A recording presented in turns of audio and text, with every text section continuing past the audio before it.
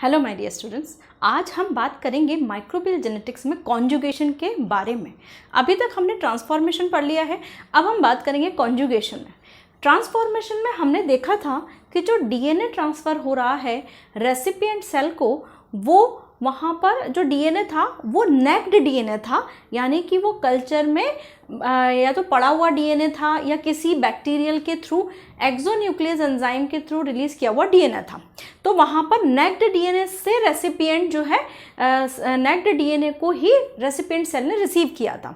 लेकिन कॉन्जुगेशन जो प्रोसेस है, इसमें जेनेटिक मटेरियल का ट्रांसफ़र होता है एक बैक्टीरियल सेल से दूसरे बैक्टीरियल सेल में थ्रू द इंटरसेलुलर ब्रिजेस, या हम इसे सेक्स पिलाई भी कहते हैं। ठीक है, तो जो कॉन्जुगेशन है, कॉन्जुगेशन बेसिकली दो बैक्टीरियल सेल के बीच में डीएनए का ट्रांसफ़र होना है, जिसमें मेनली जो एफ प्लाज्मिड है, जो कि फर्टिलिटी फैक्टर है, या एफ प्लाज्मिड भी बोल सकते हैं आप, या फर्टिलिटी फैक्टर भी बोल सकते हैं, उसका ट्रांसफ़र होता है। ठीक है, यहाँ पर जो दो बैक्टीरियल सेल हैं वो दोनों ही सेम स्पीसीज़ की होनी चाहिए, यानी 99% में जो कॉन्जुगेशन है वो आपको सेम स्पीसीज़ में देखने को मिलेगा। लेकिन कुछ परसेंट में, जैसे हम कुछ HFR मतलब कुछ और टाइप का जो कॉन्जुगेशन देखेंगे, उसमें हम देखेंगे कि कॉन्जुगेशन जो है दूसरी स्पीसीज़ में भी होता है। तो चलिए हम बात करते हैं कॉन्जुगेशन की फटाफट से। ठीक है, genetic transfer between two bacteria by direct contact, मतलब जब दो बैक्टीरियल सेल डायरेक्ट कांटेक्ट में आती हैं और इन दोनों बैक्टीरियल सेल के बीच में क्या बन जाता है, इंटरसेलुलर ब्रिज बन जाता है, और यही ब्रिज क्या कहलाता है, सेक्स पिलाई भी कहलाता है। ठीक है, तो डायरेक्ट कांटेक्ट के थ्रू अगर सेक्स का या जेनेटिक मटेरियल का ट्रांसफर हो रहा है तो वहां पर जो है क्या कहलाएगा, कॉन्जुगेशन। ठीक है, donor bacteria possess the fertility plasmid और सेक्स प्लाज्मिड, या एफ फैक्टर भी हम इसको कहते हैं। ठीक है, यानी कि जो डोनर है वो उसके पास प्लाज्मिड या एफ फैक्टर या फर्टिलिटी फैक्टर होता है, जबकि रेसिपिएंट के अंदर ऐसा कोई भी फैक्टर मौजूद नहीं होता है। ठीक है, और जो रेसिपिएंट सेल है which receive the DNA known as the transconjugant और एक्स कॉन्जुगेंट, मतलब कि जो रेसिपिएंट सेल है उसको हम एफ नेगेटिव सेल भी बोल सकते हैं और डोनर सेल को एफ पॉजिटिव सेल भी बोल सकते हैं। यहाँ पर रेसिपिएंट सेल को हम एक्स कॉन्जुगेंट या ट्रांस कॉन्जुगेंट भी कहते हैं। ठीक है, यहाँ पर जो हमें कॉन्जुगेशंस के टाइप देखने को मिलते हैं वो मेनली 3 टाइप के होते हैं। ठीक है, आप चाहे तो तीनों टाइप पढ़िए, मैं पढ़ाऊंगी आपको तीनों टाइप ही, उनमें बहुत थोड़ा सा डिफरेंस है, लेकिन मेन जो कॉन्जुगेशन आपके सिलेबस के अकॉर्डिंग है that is F positive F negative plasmid. लेकिन ये दोनों कॉन्जुगेशन भी जो है कॉन्जुगेशन का ही एक टाइप है। ठीक है, तो वो भी आपको जानना चाहिए कि आखिर इनमें ऐसा क्या है जो इसको थोड़ा सा इसके टाइप को डिफर किया हुआ है। तो यहाँ पर जो कॉन्जुगेशन के टाइप हैं वो आपके F positive F negative conjugation. F positive मतलब कि आपका डोनर सेल, एफ नेगेटिव मतलब कि रेसिपिएंट सेल। दूसरा आपका HFR और F नेगेटिव कॉन्जुगेशन। ठीक है, या F माइनस कॉन्जुगेशन। HFR मतलब कि हाई फ्रीक्वेंसी कॉन्जुगेशन, और F नेगेटिव मतलब आपका जो आपका जिसे हमने X कॉन्जुगेंट भी बोला है। तीसरे टाइप का है आपका F डैश, या F डैश और F नेगेटिव के बीच में जो कॉन्जुगेशन होता है उसे हम बोलते हैं F dash F negative conjugation. तो चलिए हम पहले बात करते हैं F positive F negative conjugation के बारे में। F पॉजिटिव जो कॉन्जुगेशन, F पॉजिटिव जो होस्ट सेल होती है उसके अंदर, एक मिनट है ना, हाँ, F पॉजिटिव जो सेल होती है इसमें एक्स्ट्रा क्रोमोसोमल या फर्टिलिटी फैक्टर प्लाज्मिड प्रेजेंट होता है, यानी कि F पॉजिटिव के अंदर एक एक्स्ट्रा फर्टिलिटी फैक्टर या एक एक्स्ट्रा प्लाज्मिड प्रेजेंट होता है जो कि रेसिपिएंट सेल में नहीं होता है। और F नेगेटिव में क्या है, एक्स्ट्रा क्रोमोसोमल फर्टिलिटी फैक्टर क्या है, एब्सेंट है। ये मैंने पूरा नहीं लिखा है, ऐसा डैश कर दिया। ठीक है, ये F नेगेटिव के अंदर एब्सेंट होता है। ठीक है, अब यहाँ पर F पॉजिटिव सेल क्या बनेगी, donor cell. F positive cell क्या बनेगी, डोनर सेल, और F नेगेटिव सेल क्या बनेगी, रेसिपिएंट सेल। ठीक है, समझ में आ रहा है। रेसिपिएंट सेल के पास जो है वो F नेगेटिव सेल जो है रेसिपिएंट सेल, इसके पास फर्टिलिटी फैक्टर नहीं है, F पॉजिटिव सेल के पास फर्टिलिटी फैक्टर, सेक्स प्लाज्मिड या एक एक्स्ट्रा F फैक्टर वाला प्लाज्मिड मौजूद है। ठीक है, यहाँ पर F प्लाज्मिड जो होता है, अब हम बात कर लें, हम जब से बोल रहे हैं F plasmid F plasmid F plasmid, तो हम बात कर लेते हैं F प्लाज्मिड का कि F प्लाज्मिड होता क्या है। बेसिकली ये 25 ट्रांसफर जीन, जिन्हें हम ट्रा जीन भी बोलते हैं, F प्लाज्मिड 25 ट्रांसफर जीन्स, यानी कि ऐसी उसके अंदर 25 जीन्स करीबन होती हैं, 25 जीन्स होती है जिन्हें हम ट्रा जीन भी बोलते हैं, और उनका फंक्शन होता है सेक्स पिलाई का फॉर्मेशन। सबसे पहला फंक्शन होता है कि वो सेक्स पिलाई को फॉर्म करती हैं। दूसरा synthesis and transfer of DNA, यानी कि डीएनए को ट्रांसफर करती हैं जो कि प्लाज्मिड के अंदर प्रेजेंट होता है। चलिए अब हम बात कर लेते हैं स्टेप्स की। सबसे पहली जो स्टेप है कि 1 से 3 सेक्स पिलाई फॉर्म होती हैं, so the intercytoplasmic bridges is formed. ठीक है, यानी कि जब दो बैक्टीरियल सेल पास में आती हैं तो दोनों बैक्टीरियल सेल, ऐसा नहीं है कि दोनों ही बैक्टीरियल सेल जो है वो F प्लाज्मिड कंटेनिंग होंगी। अगर दोनों ही बैक्टीरियल सेल F प्लाज्मिड होंगी तो उनके बीच में ये पाइलस जो होगा वो ज़्यादा देर तक के लिए सस्टेनेबल नहीं होगा। ठीक है, तो क्योंकि बच्चे को दिमाग में आना चाहिए कि भाई अगर ठीक है ये F पॉजिटिव है ये F नेगेटिव है तो बन जाता है, और F पॉजिटिव के बीच में बनता है क्या, तो ये अगर F पॉजिटिव और F पॉजिटिव के बीच में बनता है तो ये वाला जो इंटरसेलुलर ब्रिज है वो बहुत ज़्यादा सस्टेनेबल नहीं होता है। ठीक है, तो यहाँ पर हम जो है, यहाँ पर क्या होता है कि ये जो बैक्टीरियल सेल है, इस बैक्टीरियल सेल के अंदर ये जो होगा आपका, जैसे ये बैक्टीरियल डीएनए है ना, ये है बैक्टीरियल डीएनए, और सेम ये है डोनर, ये हमारे पास क्या है डोनर, ये है आपका रेसिपिएंट। ठीक है, और ये भी है आपका बैक्टीरियल डीएनए। एक ही जैसा हो जरूरी नहीं है, वो तो मैंने एक जैसा बना दिया है। ठीक है, दोनों को ब्लू पेन से बना दिया, तो कंफ्यूज मत होइएगा। ठीक है, तो यहाँ पर जो F पॉजिटिव है, F पॉजिटिव डोनर, और रेसिपिएंट F नेगेटिव होगा। F नेगेटिव मतलब कि उसके पास ये जो F प्लाज्मिड वाला जो फैक्टर है वो एब्सेंट होगा। ठीक है, ये यहाँ पर मैं नाम दे देती हूँ, that is the F plasmid. ठीक है, और यहाँ पर F प्लाज्मिड एब्सेंट होगा।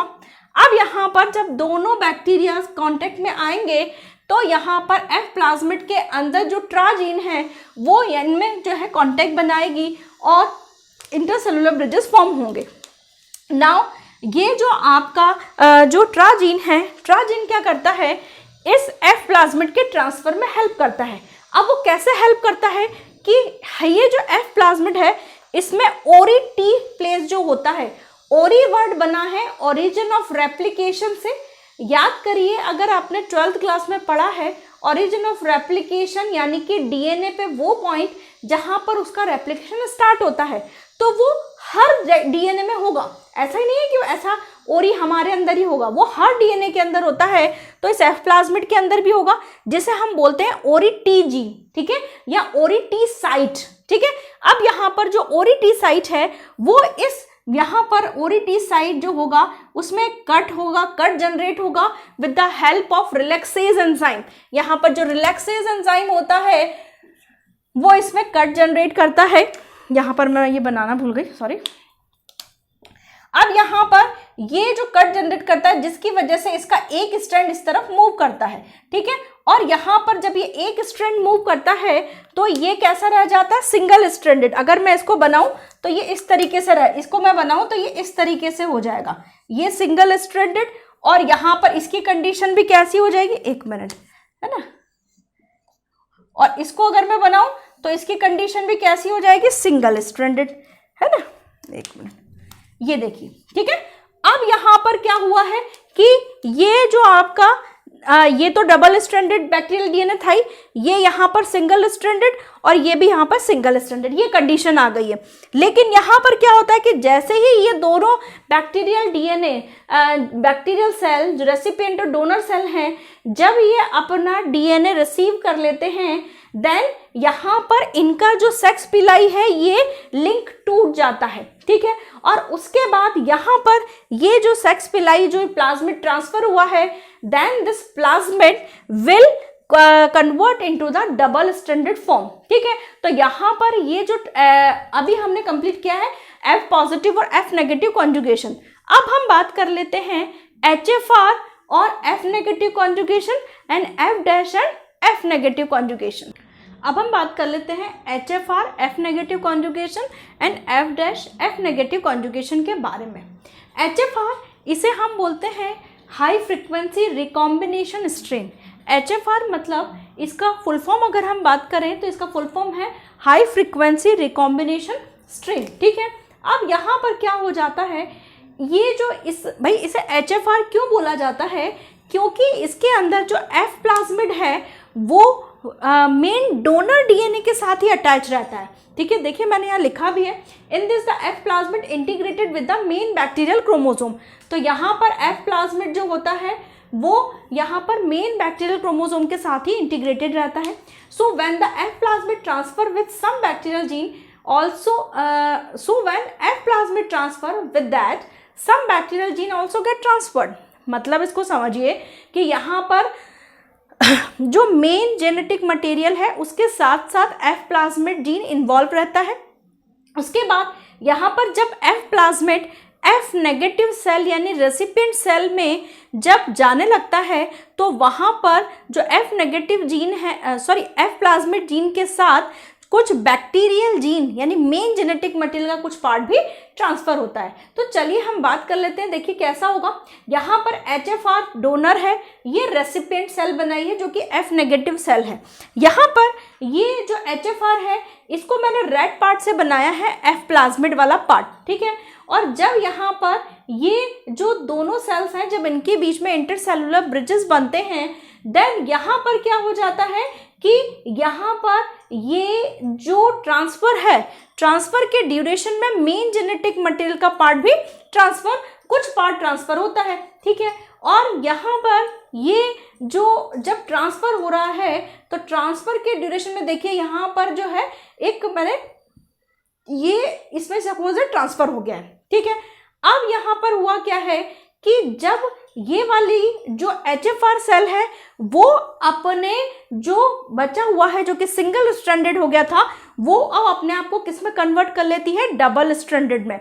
लेकिन यहाँ पर जो रेसिपिएंट सेल है जो कि इस चीज को ट्रांसफर के थ्रू जो उसे F प्लाज्मिड मिला है उसे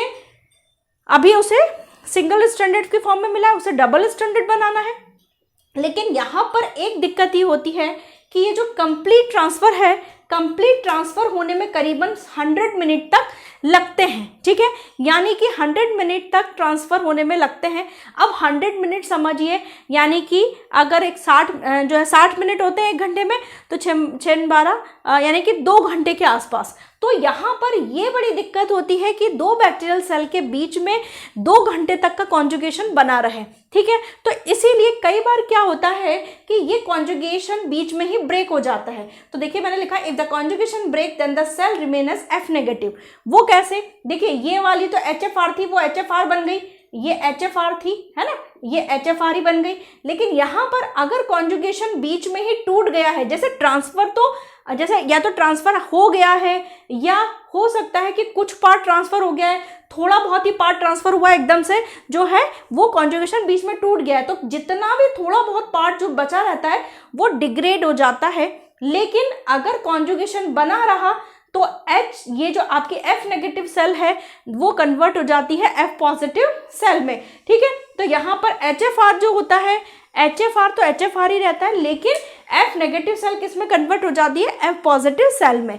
सिर्फ इस कॉन्जुगेशन की जो एक दिक्कत है कि टाइम ड्यूरेशन बहुत ज़्यादा लगता है और ज़रूरी नहीं है कि ये कॉन्जुगेशन सक्सेसफुल रहे ही सही। ठीक है, तो एक HFR और F नेगेटिव कॉन्जुगेशन का एक टाइप है। यहाँ पर हम बात करते हैं F डैश और F नेगेटिव कॉन्जुगेशन के बारे में। F नेगेटिव कॉन्जुगेशन में जो F डैश सेल है वो HFR सेल से ही फॉर्म होती है।